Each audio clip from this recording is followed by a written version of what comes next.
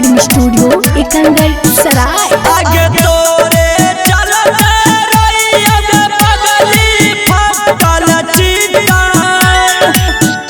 हमें बनियाऊंगे आगे फटल चितार हमें बनियाऊंगे आगे पूरा हमें चुनिया बगली लोहा टीना हमें बचियाऊंगे आगे लोहा टीना हमें बचियाऊंगे तोरे चलते रही आगे बगली फटल चितार हमें बनियाऊंगे आगे फटल चितार हमें बनियाऊंगे हमें बनियाऊंगे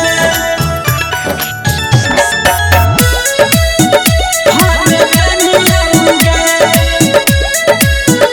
हमें बनियाऊंगे आगे बड़ा आगे बेड़ा बतर बैठी के रोइया तोरा चलते बगली के रात भर न सोइया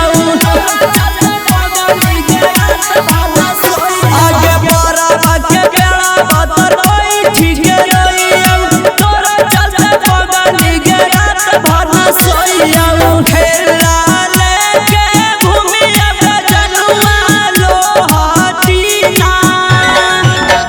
हमें बचियाऊंगे आगे सीसी बोतल हमें बचियाऊंगे तोरे चलते रही आगे बगली फटल चितार हमें बनियाऊंगे आगे फटल चितार हमें बनियाऊंगे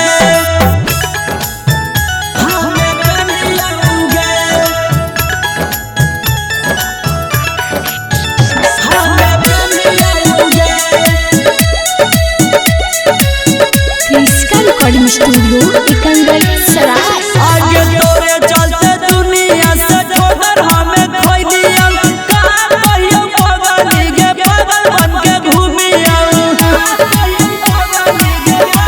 आगे तोरे चलते दुनिया से ठोकर हमें खोई दिया कहाँ कहियो बगली के पागल बन के घूमिया विवाह से बिहारी गौरव के खोजब लोहा टीना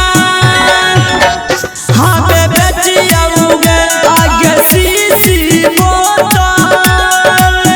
हमें बचियाऊंगे तोरे चलते रही आगे बगली फटल चितार हमें बनियाऊंगे आगे फटल चितार हमें बनियाऊंगे क्रिस्का रिकॉर्डिंग स्टूडियो एकंगर सराय।